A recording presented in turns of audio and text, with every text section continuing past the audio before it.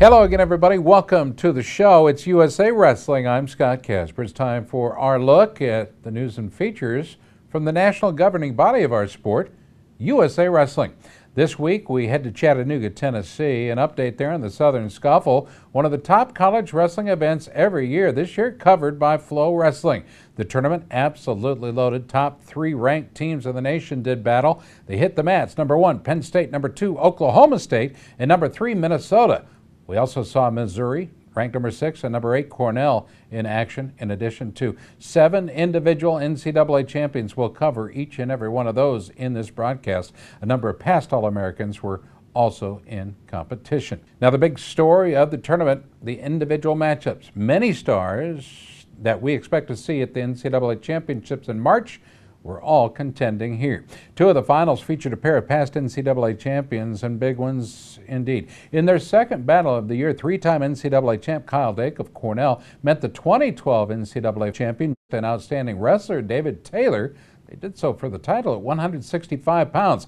Dake won the previous match at the NWCA All-Star Classic in November, if you recall. This time, well, the action was a little more intense with some outstanding exchanges. Taylor needed to escape in the final 30 to force overtime, but Dake rode him out for a 3-2 win. Now, fans are already getting fired up about another possible showdown in Des Moines between these 2 elite athletes. The other big battle came at 184, a pair of 2012 NCAA champions in the final pairing there. Last year's champ at 74, Penn State's Ed Ruth. He took on Cornell's Steve Bozak, who was a returning champ at 184. Now, Ruth proved to be a little too much for Bozak, earning the 7-3 victory.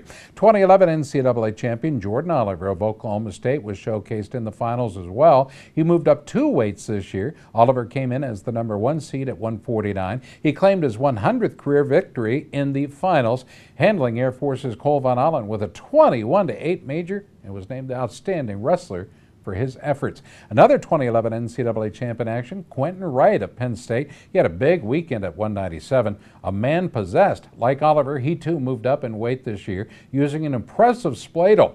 Wright pinned Arizona State's Jake Meredith 5 minutes 34 seconds, the time of the pin.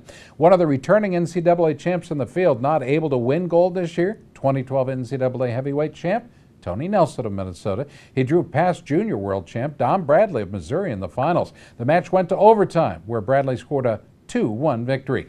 Capturing the team title at the Southern Scuffle for the 3rd straight year, Cale Sanderson's Penn State Nittany Lions. 3 individual champs had the Lions. The Nittany Lions finished 20.5 points ahead of runner-up Oklahoma State.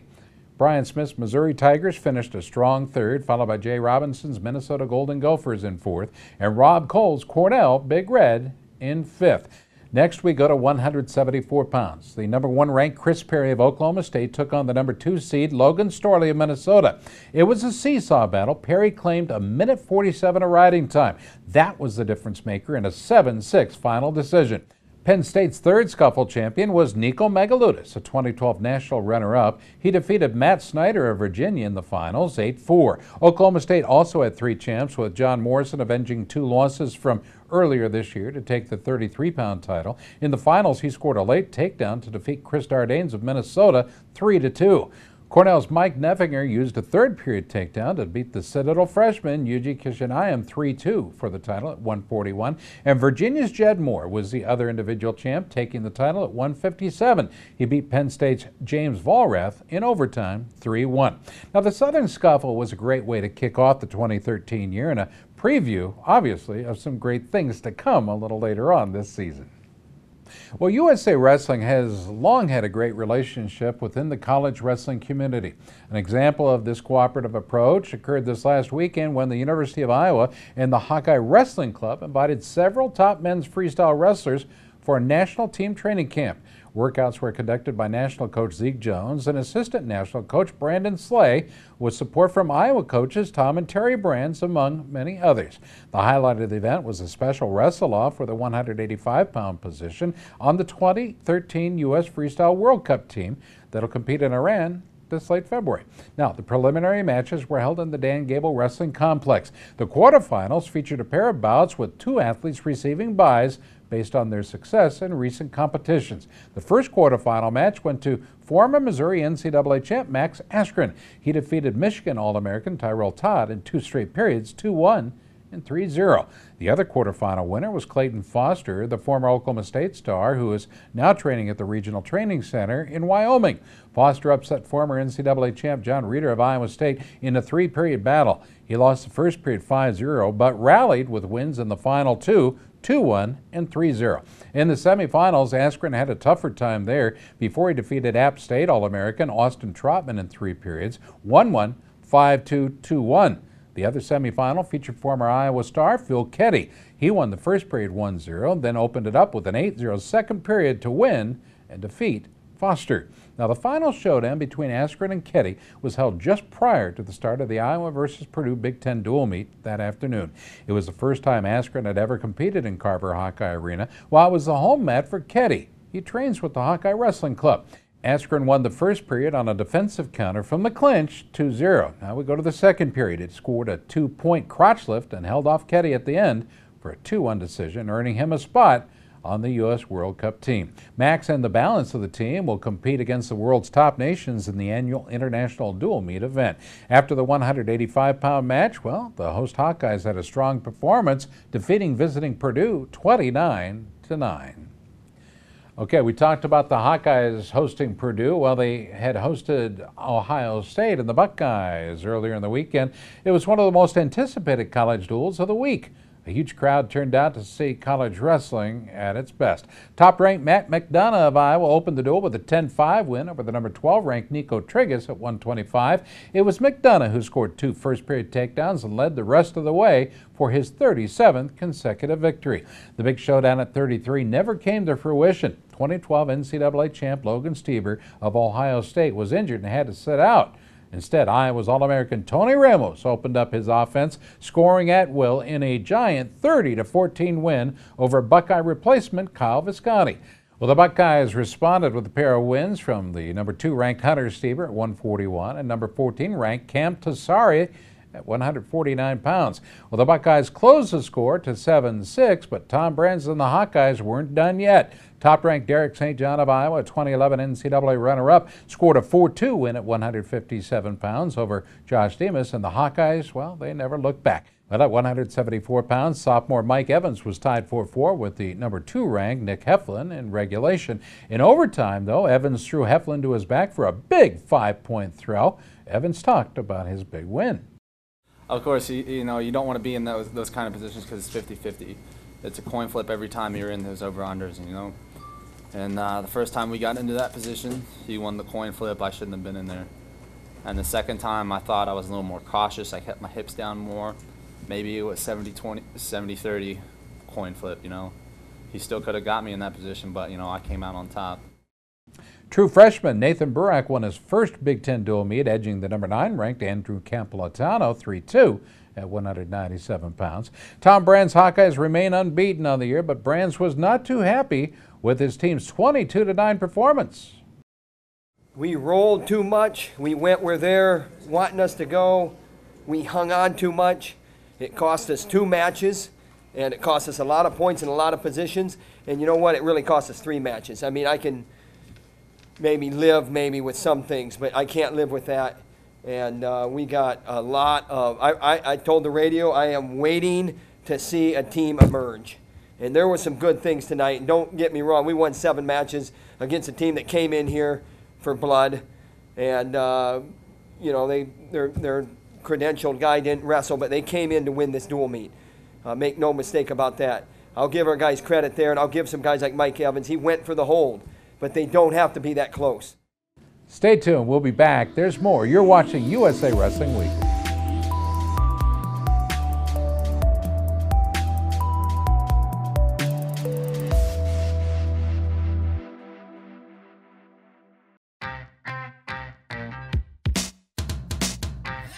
ASICS has been there. They've been the lifeblood of the sport. It's been a long time, and they've been at the top of the game every year, forever. And I'll tell you what, now that I think about it, maybe that's where I've gotten my inspiration, because I always want to be in the top of my game in wrestling, and I think that's where ASICS is and wants to be as well.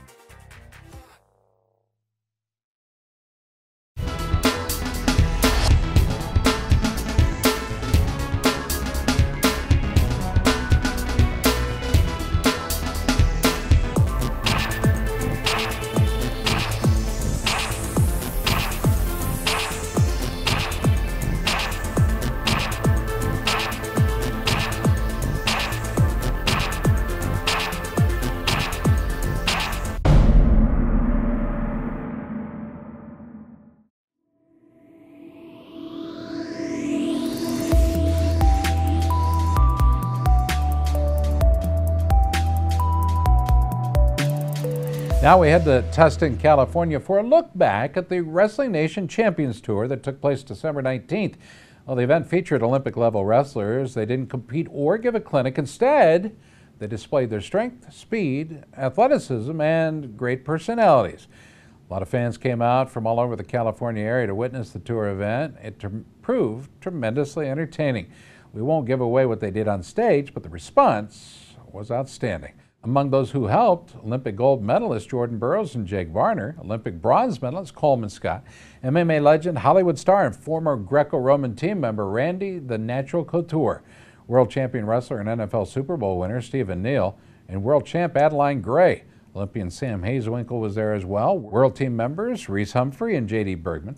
The Bonomo wrestling twins Ricky and Rocky as well. USA Wrestling sponsor ASICS played a huge role in the evening, giving fans an interactive way to challenge themselves against these superstars. Based upon the success, the goal for the tour is to expand it to more locations in the future.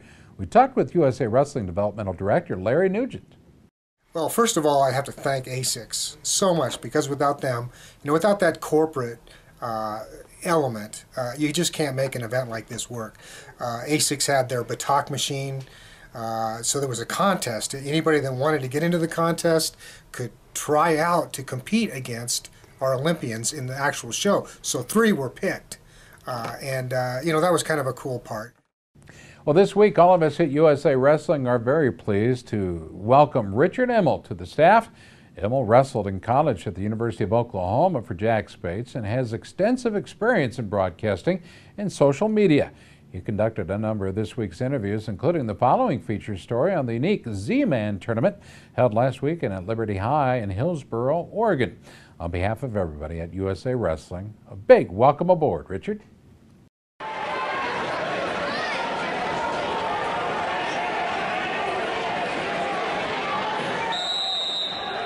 The Z-Man tournament, and it's a tournament that really has a lot of goals.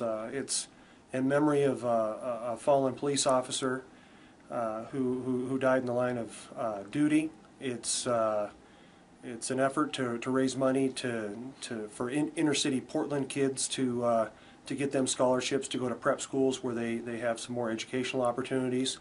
And I thought the coolest thing about it was that it gave kids a chance to have a real positive interaction with a police officer, because it was police officers who were working the tables, the staging areas, throwing in the towels, even working in the pairings room and crowd control, which, by the way, they didn't have any problems with crowd control. But all these police officers were in uniform, and it was really a sight. It was a powerful one. In addition to those kids having that positive interaction with police officers, I also think that it was a good opportunity for those policemen and women to have interactions with youth doing positive things in the community. So I thought there were a lot of great benefits to this, and it's something we should really take a hard look at replicating across the country.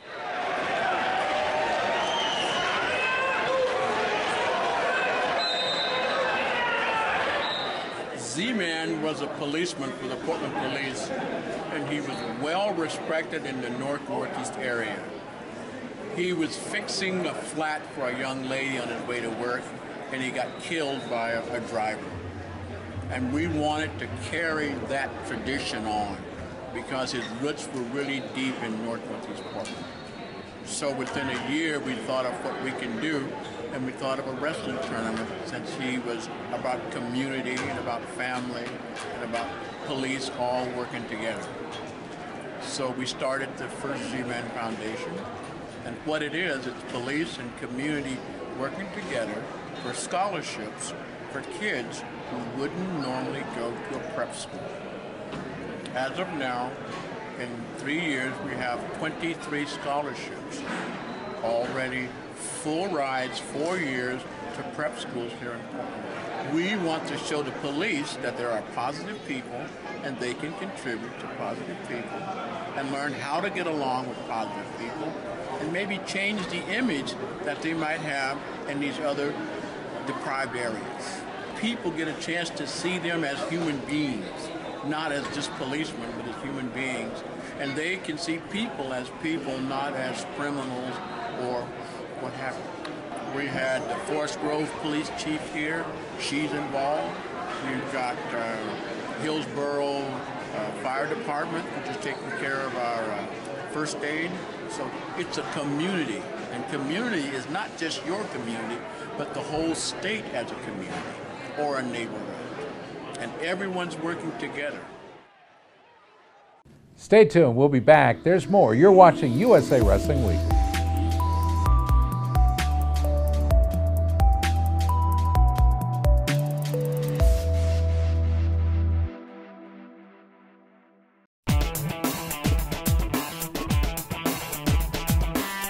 Each season, Liberty Mutual's Responsible Sports Community Grant Program awards $65,000 to youth sports organizations and school sports programs that demonstrate their commitment to responsibility in youth sports. Your organization could be one of our 20 winners this season. It's easy. Simply visit responsiblesports.com and click on the Community Grant Program. Administrators register their organization with the program, then reach out to rally parents, coaches, and team supporters to log on and review either the Responsible Sports Parenting or Responsible Coaching Guide. Then complete the quiz and showcase your mastery of the concepts. Every successfully passed quiz is worth a point that you can credit to your favorite youth sports organization or school sports program. Connect with friends, family, and neighbors to rally more support. The teams and schools with the most points at the end of the grant period win. It's that simple. Watch the leaderboard throughout the grant season, then rally more of your supporters to increase your totals. Liberty Mutual is committed to celebrating and championing youth sports and to financially supporting organizations that demonstrate their commitment to responsible sports. Join the movement and start earning points toward your community grant.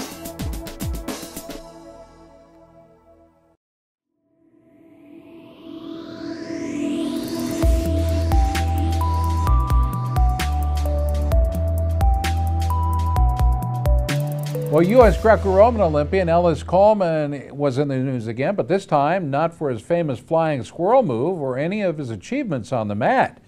Coleman was selected to play world champion Kenny Monday in the upcoming movie about Olympic wrestlers Dave and Mark Schultz, the brothers.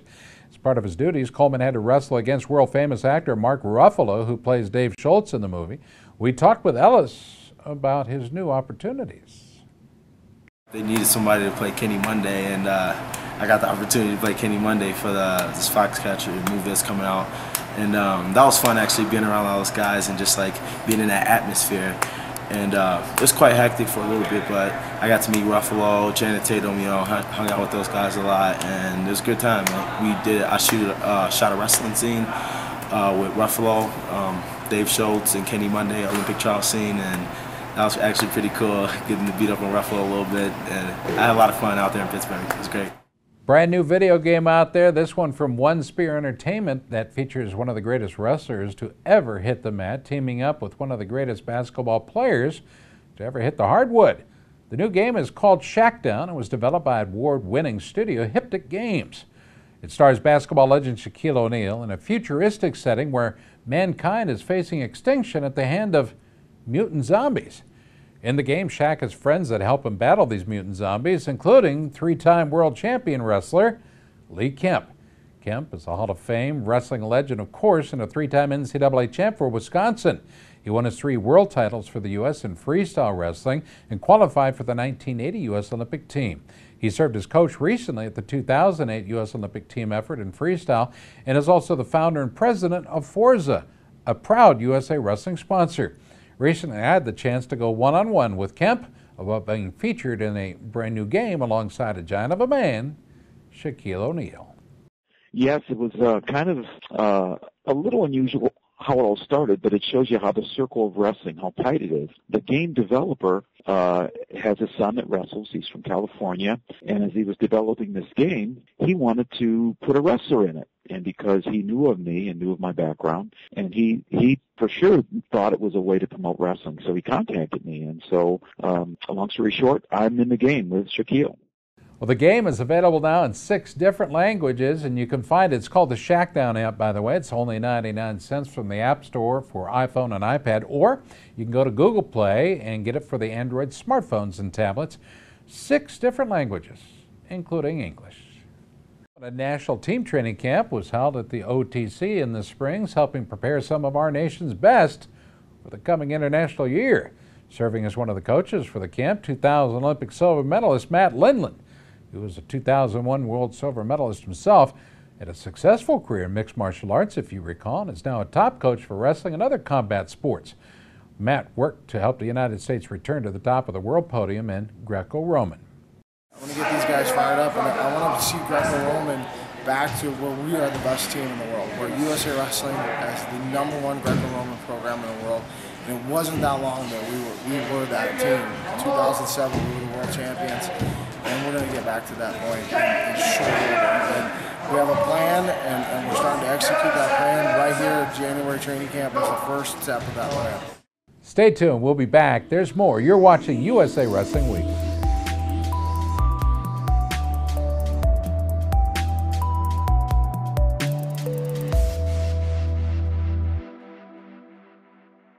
There comes a point in your life that determines who you are, whether you will lead or follow, whether you will fight or give in, whether you will win or lose, and what you will count as your victory.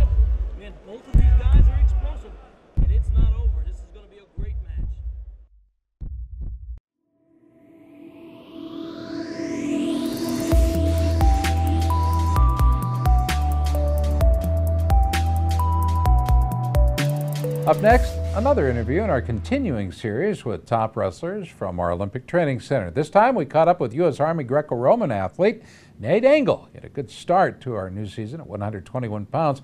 He won a pair of gold medals, capturing the title at the Haparanda Cup in Sweden in November and the new Minnesota Storm Holiday Cup in Rochester, Minnesota in December. We talked with Nate about his goals for 2013. You know, right now, with my teammates and stuff, just keep practicing hard, keep working on the stuff that works for me. We have Dave Schultz on the 31st, so it'll be good foreign competition. Before that, we'll get 4 good duels with 4 foreign teams. So, just using that as practice and, keep working on my stuff. And then, obviously, to, win one match at a time at the Open and, get to the finals and win that. And, just keep, like I said, keep believing and keep winning. Well, last week, all of us here at the USA Wrestling TV program got some good news. Time Warner Cable in New York had agreed to carry our show along with the Takedown Wrestling show. So an hour, at least, each week of wrestling news on Time Warner Cable across the great state of New York. We want to thank our friends at Time Warner Cable in airing our program in Buffalo, Rochester, Syracuse, and Albany. We surely want to thank them and thank each and every one of you for tuning in the future. Thanks, guys. It's time for our Photo of the Week contest. These pictures are sent in by wrestling families and fans from around the country and are being considered for our photo contest pages in our USA Wrestler magazine and USA Wrestling Facebook page. This week, Tina Cordia has shown a picture here of Chase Cordia of the Terminator Wrestling Club in Missouri working for a pin. That was at a recent tournament, I believe. You can have your photographs considered for USA Wrestling's photo contest simply by emailing them to Gary Abbott at gabbott@usawrestling.org. For all of us at USA Wrestling, I'm Scott Casper. Thanks for watching.